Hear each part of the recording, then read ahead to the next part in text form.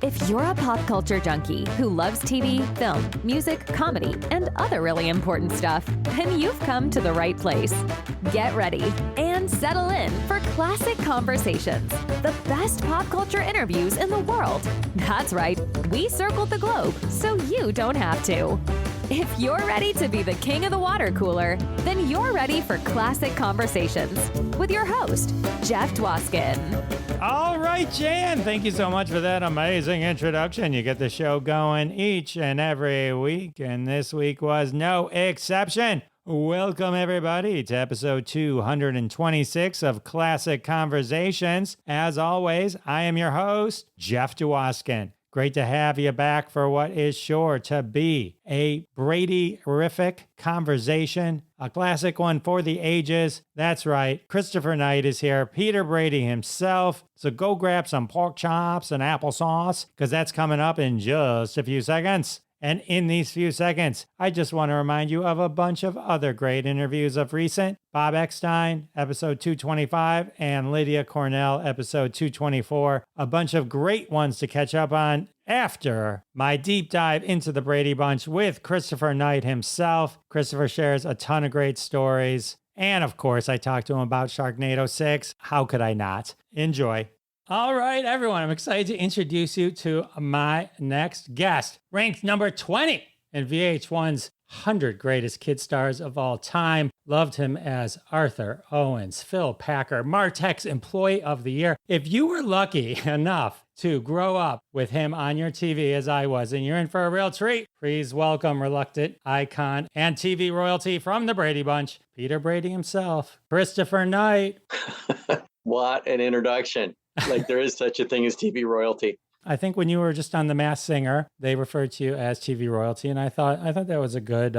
You, Barry, Mike, how was being on The Masked Singer, working with the Brady boys again? A wild experience, and not something that was neither in my power alley or on my radar screen. It's something that was on Barry's radar screen. Both Barry and Mike in music. Mike has a band. I don't know if it's more recreational than his business for him, but Barry's, a musical performer, and I'm legendarily at odds with music. But this was an opportunity that would only fly if the three of us worked together. So it was incumbent upon me to be a good Brady and take one for the team. And actually, it was a very, as they always are, a wonderful experience. I'm glad that I did it. I imagine being dressed up as a mummy helped kind of just make it more fun, because then it's like it kind of masks some of your singing insecurities, because you're kind of no one knows it's you while it's happening, and by the time they know it's you, they're like, oh my god. Yes, it makes it a lot more difficult, but yes, having a mask on, certainly one has a tendency to think they could make a bigger fool of themselves when they're masked. I've read that the singing thing wasn't your forte. It wasn't something you necessarily enjoyed, even though one of your quotes from the Brady Bunch, one of the more probably famous quotes, is from you singing. Exactly. But understand what you're now referring to as a quote, very quotable, was already them taking, I thought it was literally a comment on my singing.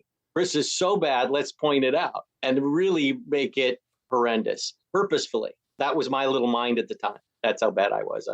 Having a cracking voice was one way of making certain that Chris didn't have anything to do, which he didn't really want anything to do, but then it pointed it all out. Like, give me no solo. I would have been fine with that. That would have been fine if that was the episode I wasn't in. But instead, you became sort of the poster child for people's voices changing. And right. And my voice hadn't changed at that time. So that was all foreign to me. But it played. The show worked. The song has a decent message when it's time to change. You got to rearrange. I said to my wife, I'm going to talk to Christoper Knight. She goes, when it's time to change. That's exactly what. I'll never live it down. But, that's me doing well in front of a mic. It's as good as I could do, so I can relate. So, I was like, oh, that's me. I can't sing. I don't understand people who know they can't sing well, but have they get so much enjoyment out of going to karaoke, and it's crazy bad. And that's my, it's one of my greatest fears is having, I used to be just singing happy birthday, but now after 50 years, I've learned happy birthday. 65 years, I've learned happy birthday. But it's just getting in front of anybody and singing and doing poorly of it. Maybe I'm sensitive to it because I was asked to do it professionally. And I figured if anybody's going to be professional at doing something, they should have some measure of talent doing it. They kept putting you on albums, right? You duetted on Maureen's album, her solo. You had 4 albums at least. Well, Maureen and I it wasn't just her solo. It was both of us. But I mean, to get it there was just pathetic. It's not like, I had to have somebody sing in my ear. It's like I can maybe sing to a song in the shower. Maybe. I can't remember a melody or hit, it's literally no talent. I mean, embarrassingly, what I'd like to point out is sometimes you see someone with a ball that you see is just, it has no talent and no experience with any kind of sport with a ball. And, it's fine. That's me in singing. I had to take pride in the fact that there are some things I'm just not good at, and nor am I going to spend time trying to get good at, and that's going to be okay. Then I think of those people that can't throw a ball, or can't catch a ball, and I think, what's wrong with it? So it helps me be less judgmental, knowing my singing inabilities. Well, it seemed they really wanted you guys to sing. I read they were grooming you to be like the new Partridge Family. I also read that like Tony Orlando opened for you once at the Minnesota State Fair. The Minnesota State, I know we did travel. Did we do the Minnesota State Fair? I think Tony Orlando might have opened for Barry doing something. Maybe he opened for us. And it wasn't, so it wasn't the people, it wasn't the Schwartzes and ABC or Paramount who wanted us to be music icons. It was our moms, including my own. And this is the greatest irony of the whole experience. I mean, this is being pushed upon us by our parents and managers around us, being pushed onto even the Schwartzes and into the show where they didn't want singing. The Bradys on the Brady Bunch didn't need to have singing on the show whatsoever. This was us wanting that on the show, Barry especially. And everybody else seemed to have some talent singing, except for me. And it was really hard to swallow that my mom was one of the greatest proponents for this. I'm thinking, Mom, you care to assess the talent that I have in this? And why should I want to do this? And my mom was just about business and leveraging your popularity in whatever way possible. And I learned a lesson in very real fashion, very early, about that. One shouldn't just try to leverage an audience that you possess, unless it's really something that you're gifted at, have a calling for, or need to impart upon them. I mean, just business for business sake, even if it's taking a lot of my soul away trying to do it, it was just the wrong thing for a mom to want to push their son into. And that she was surprised by my reaction to it just kills me. What was your parents' reaction in general? I mean, here they are, like their son is a Brady. It's like, did it change over time? Because I know when the Brady Bunch was first on, it was like, it wasn't a top 10 hit. It took, and it continues to arc upward, so no, in whatever point in time I'm being talked to, it is greater in the future.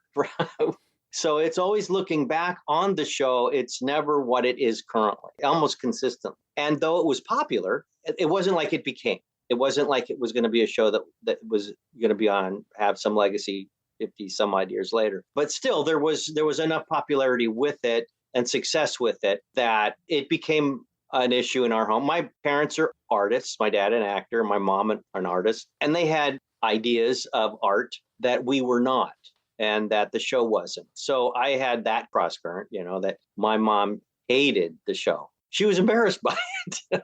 Really? So I had to live through that. While it was on, she was embarrassed by it? Yes. That it was, that it was insipid, banal, all the things that she didn't like about parts of the industry, it wasn't literature, and it wasn't a great work. And it was, pulp and all this other stuff. She had a heightened sense of art, and I wasn't doing that. So they just didn't consider TV. Your dad was in movies, right? No, he's theater. Theater? Yeah, no, there's, to a degree. No, my dad didn't own that same. I think my dad, after being an unemployed actor for as many years as he was, recognizes just having a series of any kind there's success in that, and one should feel validated by it. Not my mom. My mom, it wasn't. It was the work itself. literally, though she was a painter, she never painted once she had kids and started again after she retired. So she wasn't really putting it out there anymore as an artist either. It just, it was an unfortunate situation where didn't like what we were doing. She didn't want us watching television at all. She had an idea of what art should have been, and we weren't doing it. And the more successful it became, the more irritated she became, which isn't what she should have wanted, and then she's leveraging, her child to sing, and he can do that so poorly that it's embarrassing to himself, but that's okay with her, because I guess that was more her idea. If you could be a recording star, then maybe. Okay. She knew nothing about music, so she didn't know how to, I guess, gauge that.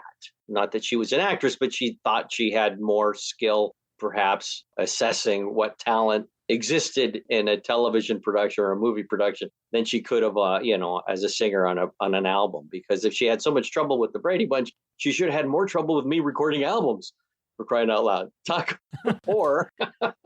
Oh my. Was it just weird for your mom to see you in like this perfect family on TV? And then that too. And that, we'd talk about it years later. She had a difficulty with it because it would challenge her idea of what family was. And our family was nothing like the Bradys, to the point where I don't know who wouldn't want to aspire to be closer to the Bradys, because it seems to be functioning. Well, she thought it was dysfunctional in its functioning, that no family is like that. I've come to learn over the years there are two halves of the Brady equation. There are families just like the Bradys and children from families that were nothing like the Bradys, but it works for either. It becomes the surrogate for a child who's a latchkey kid, and reminiscent for a kid who grows up in let's say, a big Catholic family with a lot of brothers and sisters. And I think we should feel moderately positive about the fact that we were able to play to both audiences, but not to my mom.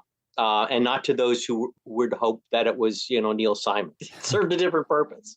During the show, you were close with Florence Henderson, right? And you were close with everyone, but I read that you considered her your second mom. So was there jealousy then too that may have just stemmed from that, the closeness to Florence, or even over as time went on? I don't think I'm giving my mom a pass here, but I don't believe at all. My mom was a great fan of Florence's and liked Florence deeply, and Bob.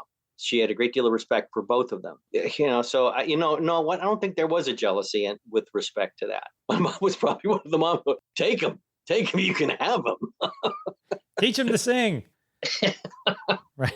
So, my mom and I had a difficult relationship even before the Brady Bunch. So I think my mother grew up being, how should I say, trying to be opposed to her parents, or being opposed to her parents and working that for all it was worth. Literally, she didn't have a family dynamic that she could fall back on, or as an experience from which she could have judged the Bradys in being anything similar or realistic, because it wasn't how she grew up, and she wouldn't have known how to raise a family like that. So to her, it was some kind of fantasy. In terms of her disliking the show, I mean, your parents and your mom, right? From what I understand, were very proactive in helping you get to auditions, various auditions, and work and all that kind of stuff. So landing a series is right, and your siblings weren't as lucky as you to kind of snag like this huge role. It seemed like this would have been the end goal, like grabbing something like the Brady Bunch. No, absolutely. So that's why it was so confusing for me. I mean, this was the target, but at the same time, then hating, I guess for her, it would be careful what you wish for. And it wasn't like she was overt with this distaste. I would know all about it because this is what I would hear at home. She didn't offer that up in public and to others who worked on the show. It's just how much, and how forceful my mom was. She was a really acerbic person. I mean, just highly intelligent, but on the negative side, and so I would have to live through all that negativity at home, knowing at the same time, I'm here in part because of you, and supporting the family. The whole thing was sort of inside out. Can we appreciate the part that it's playing then and helping support the family at least, and apparently was a goal we could feel accomplished in making that goal a reality, at least to some extent. Outside of not becoming a music star, did this ever find peace or reconcile itself, this topic and you being on the Brady Bunch? Yes, it did. And it was real. All of that, unfortunately, was buried in stuff, personal stuff that had nothing to do with show business, the Brady Bunch art. It had to do with life and survival and experiences in life and her way of dealing with life. And I got caught up in all of that. I mean, my mom was an only child, and I don't know, you talk to some shrinks about only children. It's not the most ideal way to grow up if you're going to have a family of your own, because you do not know how to allow your children even to have an individual have relationships outside of you. Imagine if as an individual who's experienced life as an only child, you then have children, but it's as though there's no wheel, just a bunch of spokes off a hub. Literally, like, all of the communication needs to go back to the hub, out to that other radius. And the fact that there's ability to communicate because there's all the spokes are attached is irritating to a person like my mom. Like, literally, we should have all been just kept in individual cages and not having our own relationships. And that sounds weird, but How did your mom feel when your dad was on the Brady Bunch? probably grateful. I don't think she was any less critical of his performances on the show than she was mine. Grateful for a little bit of nepotism, helping out, the family coffers, probably for a second. My dad and being an actor were a challenge, in a lot of respects. And that's precisely what she elected to get married to, knowingly. Then I become a continuation of that. So, I think a lot of that, I learned early that at least if one is acting is like it's a hard field to be in if one wants to live like behind a white picket fence in a kind of a predictable kind of life, because it's anything but. Now, there's some that we all know of that are doing quite nicely, but far more that don't have a white picket fence. It's a live like that, and then not to have a career of your own. Just allow yourself to be, a mother inside of that. Yeah, it's strenuous. It's not accountable. There's a lot of, I like to say that actors are the most educated near homeless people by election. They are just one step from being out on the street at all times. And that is a difficult way of raising a family. Have to take a quick break. I want to thank all of you for your support of the sponsors. When you support the sponsors, you're supporting us here at Classic Conversations, and that's how we keep the lights on. And now back to my amazing conversation with Christoper Knight. I do think it was cool your dad was on. He was Monty Marshall, the host of the quiz show where Cindy froze. I just thought that was an interesting, you find all these little tidbits. Yeah, my dad very funny guy. A handsome guy. He didn't, in his television career, didn't do comedies much at all, because he had that brooding look. So he was always a Nazi on Combat or on Hogan's Heroes or an SS officer. So, if it was a war picture or film or a TV show about war, he always played the German. Got it. Well, someone's got it. He had that heaviness, that there was fear about him. And that wasn't really who he was as a person. It could be. That's one side of him. But he also had this very funny side that he only got to exercise as an actor on stage. Got it. Well, all right. Would you let your kids act? If I had, no, I'm no.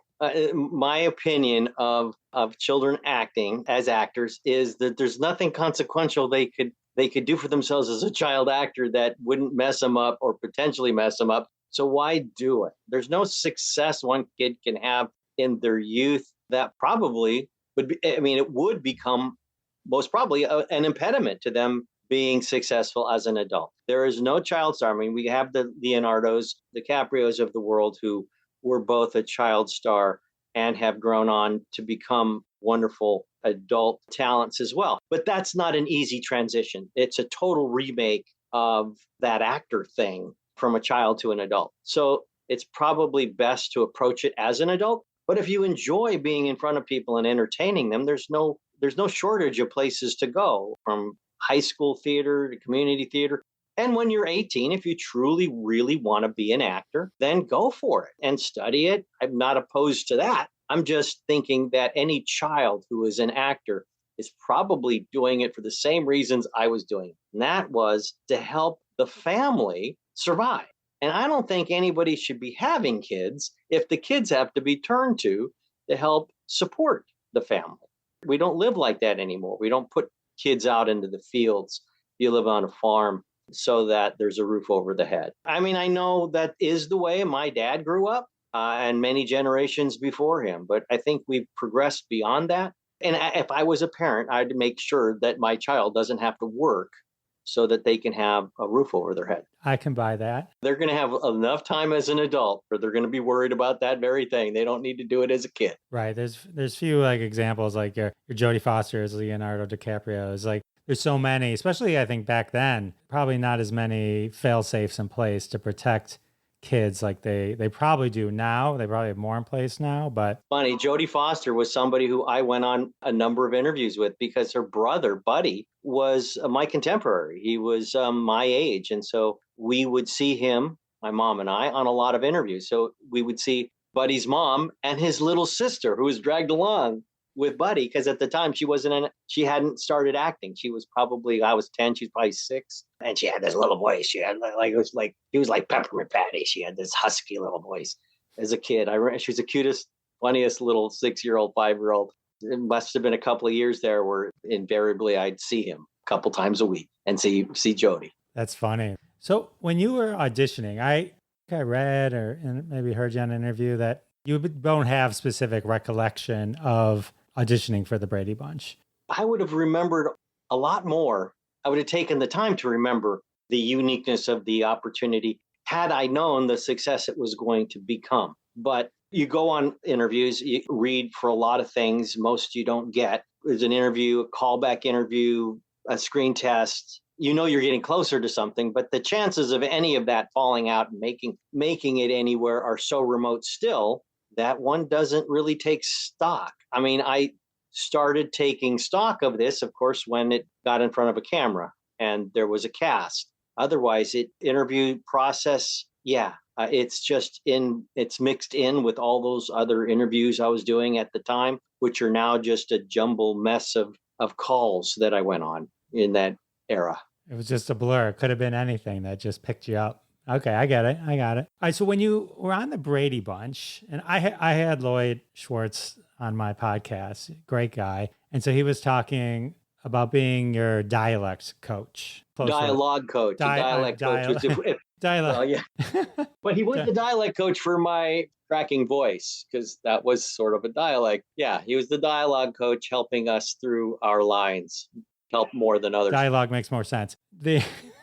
So we also talked about your other very famous quote from the show. His impersonation of Humphrey Bogart. Right. Yeah. That he was talking about your impersonation is pork chops and apple is his impersonation of Humphrey Bogart. I was listening to your podcast and Barry Williams had some recollection of helping you with that as well. The interesting thing when we were talking about it is you forget, he's like, oh, you couldn't go to now if like you had to do it, you'd go to the internet. And oddly enough, there was a bogey movie on. So we shot over 3 days. So it would have to be, one of those nights, best if it was preceding the episode, not in the middle of it. And there was, like the night before we were to begin filming that show, there was a bogey film on at 11 o'clock. And I had the intention to watch a little bit of it. But it was at 11 o'clock and I was asleep by probably 9. You were up very early to get to the set by 9 o'clock in the morning. So I think when I probably suggested to my mom that I need to watch Bogey, she realized that wasn't going to happen. So it wasn't like she was going to wake me so I could see him. Yeah, and I'd never seen Humphrey Bogart. I would enjoy Humphrey Bogart for a number of years after that. So my entire impression of Humphrey Bogart is really an impression of Lloyd doing Humphrey Bogart. And I know now that the reason his lip did that is he had whatever that's called, where you have dry mouth and his lip would get stuck on his teeth. I didn't know what he was doing. I was just said he did this. Right. Yeah. I remember like my teenage years was doing impressions of the person on Saturday Night Live doing the impression. So I get right. What is that? The game that you play when you tell somebody something, then they tell somebody else something, and then they tell somebody else something. By 5 people later, it's completely a different thing. Operator. Yeah, operator. It'd be like that, doing an impression of somebody, doing an impression, doing somebody an impression. I mean, if you look back and you watch that show, I think there were four of us had to do a Humphrey Bogart impersonation. I mean, I think Ann B., Florence, Bob. I don't know if Greg did. But I think by the end of that episode, everybody was trying it. So You're stuck. yeah, who would have known that I'd be asked to say pork chops and applesauce for the rest of my life? There's worse things. I'm the only one. I literally, my loan out company, my corporation is Pork Chop Phenomenon Inc. Because I really do believe I'm probably the only person in life that has a pork chop phenomenon. But I think so. I think it's funny, isn't it? How just certain things just stick in pop culture. Like there's a million. Like I mean, there's something suddenly came up. Oh my no. I mean, there's other quotes from it, but like Marsha would be similar to that. But that at least that might have some energy going into it because Marsha, I think not just the way that she performed it, but the attitude towards the older sister. There's a readiness for that statement and in the way it was stated. But pork chops and applesauce just comes out of nowhere. And the fact that it resonated with an audience, you would think that the way that it worked was somebody out there caught it who it had effect on, and they started repeating it. And from them repeating it at their school, other people repeated it, and then it grew sort of organically from a center, from one person. But that's not the way it works because it lit fire in numerous places all at once. People didn't know for 10 years that other people watching the show, it had the same reaction to it or had the same effect on them. They thought early on when people would say, I say pork chops, they were the only one who remembered that line. And it would be now that everyone, recognizes that somebody in their sphere knows the pork chops and applesauce line and where it comes from. And for what reason, they don't know. Just one of those mysteries. So you got it, though. There's at least two now, big quotes from the show. Time to change and pork chops and applesauce. It works anytime. Hey, what do you want to eat? Pork chops and applesauce. It's easy to squeeze in. You can just kind of work it into every day, which I think is key. But look, I don't even have to ask for the pork chops and applesauce. If I'm going to a restaurant and they have a good pork chops, I'm being told I should have their pork chop. Then they run out and get applesauce or something, right? Oh, so on The Masked Singer, Jenny McCarthy, host of The Masked Singer, she was also the host of your 35th anniversary reunion special. And she did a wonderful job. Yeah. Was she, I was going to ask, was she like how excited was she to see you on The Masked Singer? Because she seemed to be your number one fan, 35th anniversary. Unfortunately, because of the structure of Masked Singer, there isn't any real interaction. By the time you're getting unmasked, they're moving on with the show and you're gone and they're continuing the show. So, of course, there's no meeting with them prior to the unmasking. All they know of you, and in our case, it was one episode, is the masked persona. So it would have been fun to have some time with her, but there wasn't any. You think she would have found time to run up to you guys after or something? She was, I would have hoped it would be a big deal for her. They had no problem in figuring out who it was. That's why I wore my monkey shirt, by the way. Oh, you did? So that was for you. Awesome. So I want to dive some more into the Bradys, but I don't want this interview to go by without calling out your role in one of my favorite film franchises of all time, the Sharknado. And that's not a joke. I had the writer of Sharknado 1, 2, 3, and 4 on my show. We did a deep dive oral history of all those. So I know you were in the last Sharknado. It's about time. Grandpa Clark, Nova's grandpa, who's really important to her story. And we got to work with Bernie Kopell. And I love Bernie, and I have worked with Bernie, but the way that scene was done is interesting. I only worked one day. My day was in Romania. I had to fly to Romania and did my part of that scene that we're both in. He did his part in Santa Monica. And neither of us ever worked together on that scene. We were two different places. I guess, yeah, now that you mention it, you were on two different two different parts of the boat. we the fact is that we were in the same scene at the end when it was all put together.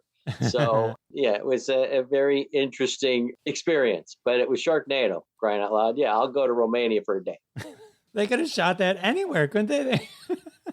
You would have thought. I'm thinking, why did Bernie get to stay in Santa Monica? It was freezing in Romania. I mean, but he's doing the flip side of the boat in Santa Monica, and I'm thinking, how did they put that together and have it make sense? The boat that we were on was literally frozen in a river at the time we were doing it, but somehow it's all going to work out, and it did, sort of.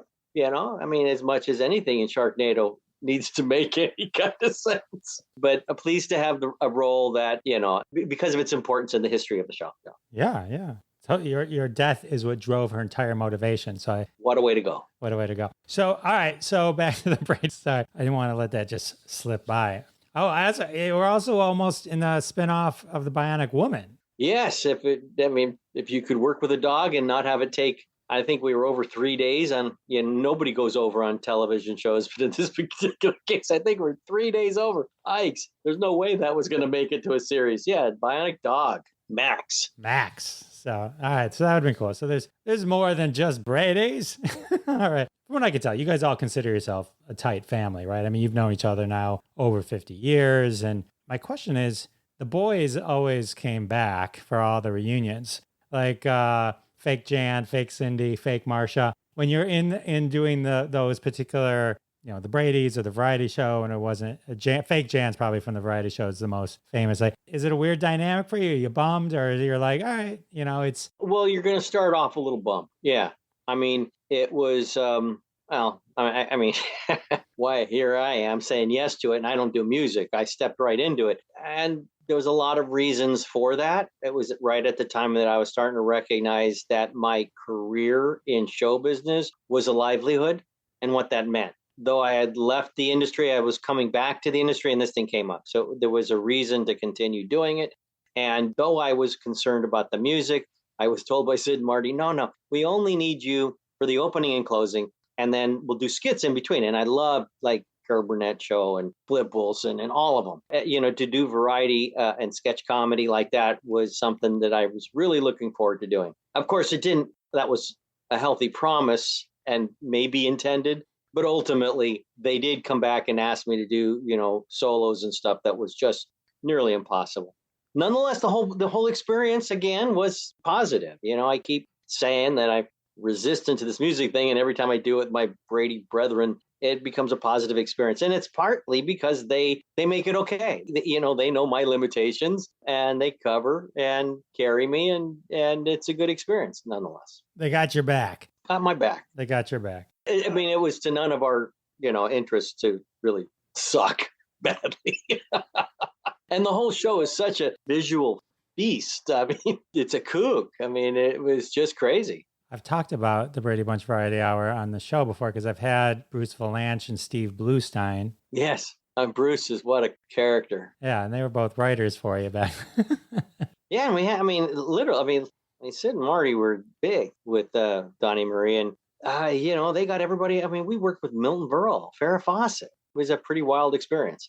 One of the interesting things, Robert Reed, there was a lot of tension. Everything I read, like he had a lot of tension, but it's also clear that he never missed a reunion. Like he always came back. And so I get the impression, like, even though everything I've read and like with him fighting with the Schwartzes or whatever about stories and, all that kind of stuff, is that the love that he had for all of you guys all of that, and he was never going to miss an opportunity to be Mr. Brady. And I'll tuck up under there. That's my rationale as well. You were not doing it for the art form. I mean, you were doing it, and you weren't doing it just for the paycheck, though that was nice. You were doing it because you were part of this group that was home. I mean, it was home, even for Bob, even for as much as it didn't scratch his creative itch. It did. There was a place for it in his life, a needed place. So as frustrated as he might get in having said yes, saying yes was not difficult for him. And oddly, maybe not even oddly, the one series that he did do, we had the least amount of trauma in doing it, was the variety show, which was the one he was least equipped to do. And I guess that makes sense. It wasn't as though in his mind, he was going to get judged negatively for just having fun, wearing fruit on his head. Whereby if he worked on a Brady episode that was artistically light or making no sense, somehow it was going to damage him, and his artistic sense wouldn't allow him to do it. And that never really seemed to come up on the variety show, because he was already, his suspension from reality in it, I guess it measured not to him. So, and it would have been nice if Eve would have done it. Eve at that time, though, made sense. She was in production, I think, on she hadn't started Little Women yet, but she was nominated for an Emmy for, was it Dawn, the Portrait of a Teenage Hitchhiker? She had Dawn, Portrait of a Runaway, that she was highly regarded. And so Eve was sort of on an ascension and an arc that, there was an opportunity to break away from the group and become a young Sally Field or whatever. She was in that arc at that time. And so getting her was impossible. And for a lot of years, it was impossible for Eve to be part of the family, but not because she didn't want to be part of the family. It's just that it didn't scratch her artistic itch. If we do, there's ever another Brady, I would imagine she will do it. She had a wonderful time doing the HGTV project. Not that was a scripted project, and that's the reason she said yes. It was, a documentary, if you will, on us. Fixing homes up is a great interest of her, so it was all natural for her to say yes. But I think that also brought her back into the fold enough so that if there is a scripted project in the future, she would consider it more seriously than she has in the past. I think since she did the Brady Brides, she needed to put it away. Got it. So the very Brady renovation finally got a toilet in the Brady house. Had to have a toilet. Couldn't be a house without a toilet. Couldn't get an occupancy permit. Well, it was funny because it's always a running joke, right? They never showed a toilet in the Brady Bunch. But as I was kind of reading something about them finally putting the toilet in for the renovation series, it was based on the reason there was no toilet. There was network standards and practices that you couldn't show a toilet on a show before 10 p.m. Not someone on the toilet, but you couldn't show a toilet. Right? Yeah. So it was, let's avoid even having one. It's not even in the bathroom, so that you don't have to worry about picking up a corner of it.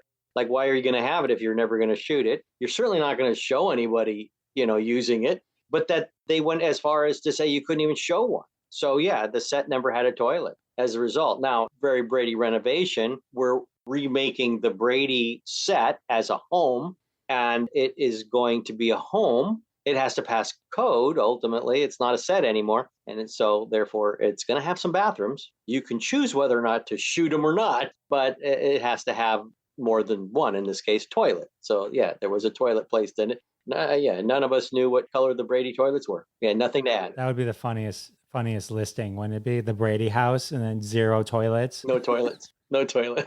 Bring your own toilet. Oh my. Sorry to interrupt, but I thought it might be a good time for you to take a bathroom break. And we're back with Christoper Knight.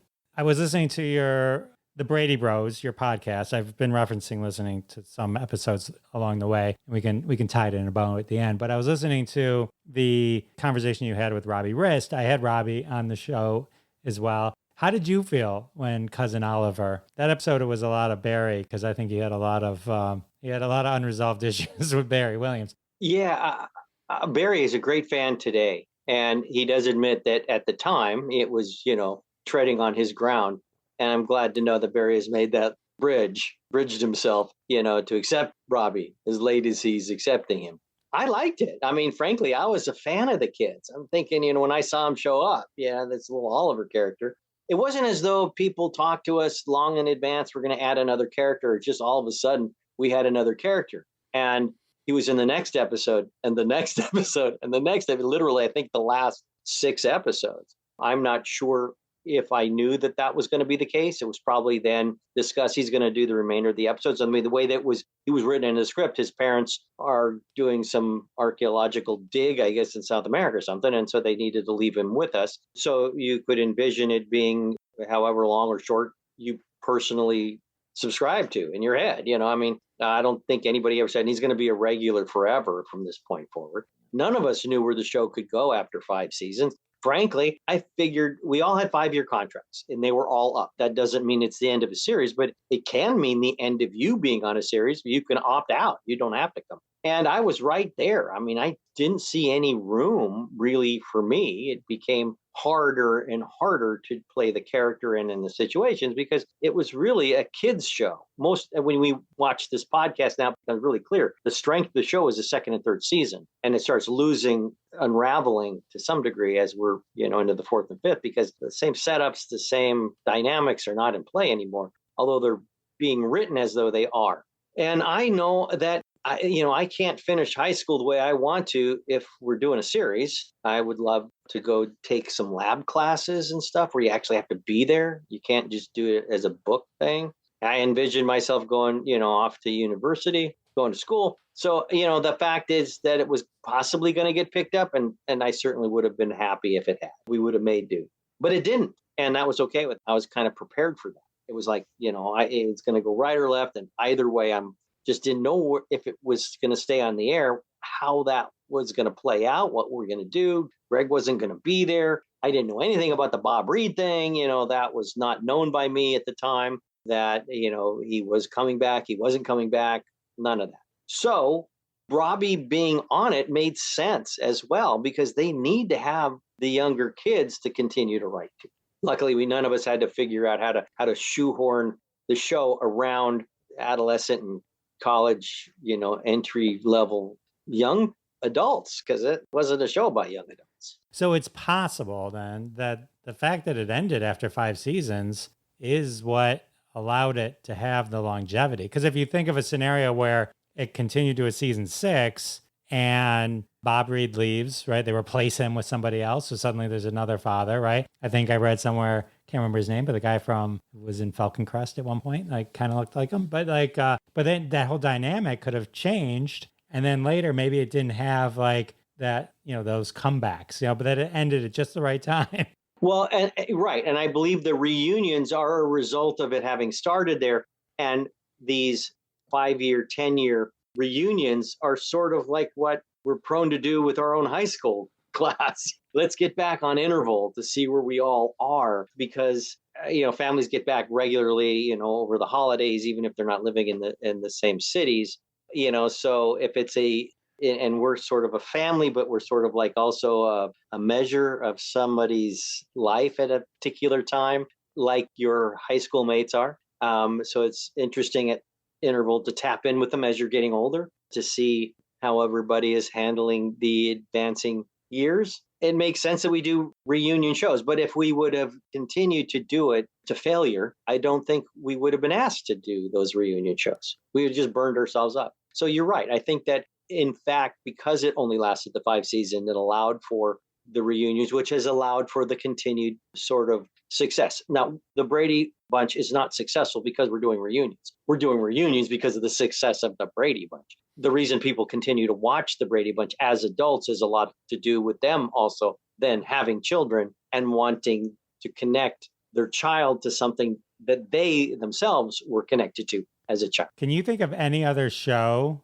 that has had this type? I mean, there was a period in the 80s and 90s where they do the I Dream of Jeannie reunion movie or something like that. But, that was like a phase. This has been forever constant. Like there's always been something Brady's, like you just mentioned the Brady renovation. That was just a few years ago, right? So there's always something Brady. There does seem to be. And I don't know if there really is. I mean, Star Trek, where you're watching the original cast right off into the ether. But I think it's because we are representative of the audience. We are a sort of a quintessential family, and everyone thinks it's interesting. Everyone thinks of themselves as a Brady family, no matter how closely their family was to the Bradys or not. Not everybody, but let's just say a good portion of the population. And there's a connectivity to each other, to their memories through the show. So it's really, we benefit from the fact that they latched onto us as children. And, if somebody asked you what happened in the year, 1988, kind of grab for that one. It's like, But if you asked what somebody, when they were 7, those memories are a lot easier to grab at when you were 4, when you were 8. They're distant, but they're more distinct than the memories of when you were 33. Like, can you distinguish when you were 33 from when you were 34? Not much. But you can distinguish when you were 4 and you were 5, or 5 and 6, 6 and 7. Those are distinct. And there has to be something in that has created this path toward this regeneration, this tickling of your memory. We are sort of like when you tell kids stories, when you get together with a friend you hadn't seen in 20 years and you talk about those times on the block, you're reliving a past and a feeling that you had. And childhood is that feeling, I mean, the last time before you had responsibility. The Brady Bunch, the ultimate nostalgia trigger, right? It's like, Yeah, I think it is. Exactly. all right, let me plug your podcast real quick. So if you want to relive the Brady Bunch, Barry Williams and Christoper Knight have an amazing podcast called The Real Brady Bros. You can catch that anywhere you can catch podcasts. They're deep into that. They have cool Q&As. They go into deep dives into episodes, all that kind of good stuff. I appreciate you spending all this time with me. I have one final question. If you have time for one final question is, Sure. what is your favorite Brady Bunch thing that's sort of just in the wild? Example, like when the X-Files recreated the entire set for one of their episodes where you're watching it, or a reference that none of the Bradys are. I don't mean like when you were in the 70s show and you maybe do a wink, like something where you're watching and like, oh, they just referenced the Brady Bunch. They just did this. Have you ever been watching? You're like, oh, that was awesome. Recently, WandaVision. It wasn't specific, but she's playing television for a period of time, right? Very much starts off like, what's that, Lucy and or the Dick Van Dyke kind of show. And then it morphs into something a little bit more modern, which follows that arc into the 70s and very much like the Bradys. And then it becomes very clear that that's exactly what it is with the swing set in the backyard. I thought, that's pretty cool. And, even before that and through COVID, it became clear that the using of Zoom in boxes, everybody became Brady's. The amount of referencing that people made of that, well, it has to be, because if I'm on it with others, I'm reminding them of Brady, and then we're in boxes, and so I'm hearing it all the time through Zoom. Man, we should have patented it or trademarked it. That's awesome. Do you want to talk about your furniture? Let's talk about the furniture. Yeah, I mean, so that was I got into business. I left the entertainment industry in my 30s. Didn't intend to completely leave it, but I got involved in being an executive in a high-tech company in the computer industry, in the early arc of the personal computer, which was all consuming, which was fine for me. I was looking for something all consuming, but that also would mean that I couldn't then pursue being an actor. And then found myself, just sort of not being available for anything, and certainly not having time to go on interviews, and that would be fine.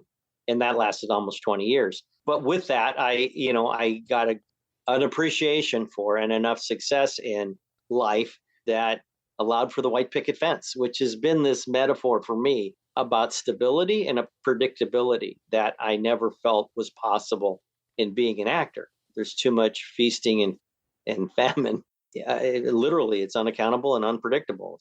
And I saw what that can do when one is trying to do family, was aiming for that, and found it in business, in high tech. So when I then retired from high tech around 2002, wasn't retiring per se, but it was to leave for a while, rest myself from those responsibilities. Let's see what's left in or available still in the entertainment industry. And of course, then got started back up through the reality side of things, and new experiences, and had a great new ride in front of the camera again. But that didn't mean that I wanted to leave like I did the first time, leaving entertainment. I didn't want to leave business. I was always looking for a way to blend the two.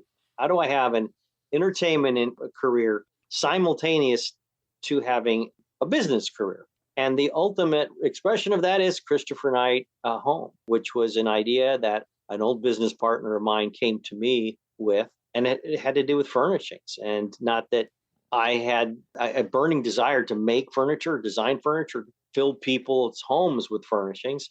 It was an effort, a business effort that was completely different than high tech. The antithesis of the high tech. To me, also, it's a practical art. If you need something, it should fit that need. And the reason I was being approached by old business partners was because I had developed over the years, from my luck of the draw, being a Brady, and I hadn't destroyed it, this trustworthiness. Because as a Brady, you're a member, literally, of everyone's family, thought to be, treated like I am. And there's a trust that goes along with that. And that's what this needed. This was an internet effort. This was a marketing effort on the internet of furniture. And that had not yet really come to full realization at the time we were starting Christoper Knight Home, which was back in 2012. It didn't expect the kind of success that we ultimately had, and we continue to have. It's like another one of those paths I wandered down, and it was this wonderful experience. And I'm very grateful that I said yes and took a leap of faith. And we find ourselves now one of the leaders in the marketplace. It's just wonderful. No expectations. And then it's blown up to be quite successful. And that, my fear was that too. I'm a cog in a greater effort that they need to make good on the promise that I'm on the front end making, because that could have really caused difficulty for me. And they did. We have a company that is not trying to make heirloom furnishings. We're making furnishings that are practical, have a life expectancy based on the dollars you're spending for it. And we're very, very aggressively priced furnishings that fill a need. It's beautiful stuff that you have. Everyone listening, it's ChristopherKnightBrands.com. It's kind of cool though, right? You grew up as a child actor, kind of giving people this idea of home and family. And now you've created a company that helps people create a nice home. So it's kind of cool. I don't even think other than the fact the logo that we created for Christoper Knight Home is sort of a horse. And of course, that's a sort of a red herring from the horse that's under the stairs, that the Brady home is a character in the show. And it represented sort of a house that everyone was comfortable in and wanted to live in. And I'm associated with that. And that everyone wants their home to be a place like the Brady home, it seems, not in look, but in feeling. That just wasn't even something that was on my radar screen as another reason for it being, I felt I was needing to be more prepared for people saying, what are you doing furnishing for? And people just jumped to the conclusion it's because of the Brady home. And then we do the HGTV project, which has got nothing to do with Christoper Knight Home, but I'm already camped out sort of in the home improvement space through furniture and design, practical interior design. People now look at me sort of as an expert, which I'm not, but I can advise them on making certain they don't overspend. Well, I think it's awesome. So it's very cool. I like in your background, you got a little Brady Bunch TV novelty, and it looks like a Funko. I got a bunch of stuff. Somebody sent me, I got a tiki that's not a real tiki back there, Somebody did a bowling pin for me right there behind me. Got the Brady, got my pop doll. You got lots of cool stuff. I'll have to have you back. We'll do a tiger, the family dog deep dive. We could do that. All the pets, all the animals on the Brady Bunch. We have to have had at least a dozen different animal shows at this point, I think. Maybe 10. Well, that deserves an episode of the Real Brady Bros. Well, thank you so much. It was fun hanging out with you. It was a gas. We'll have to do it again. All right, everyone. That was the amazing Christoper Knight, Peter Brady. When it's time to change. Pork chops and applesauce. All the classics right here. That was fun. You can check out Christoper Knight's amazing furniture at ChristopherKnightBrands.com. Links in the show notes to all Christopher's amazing stuff. Hope you enjoyed this trip down Brady memory lane.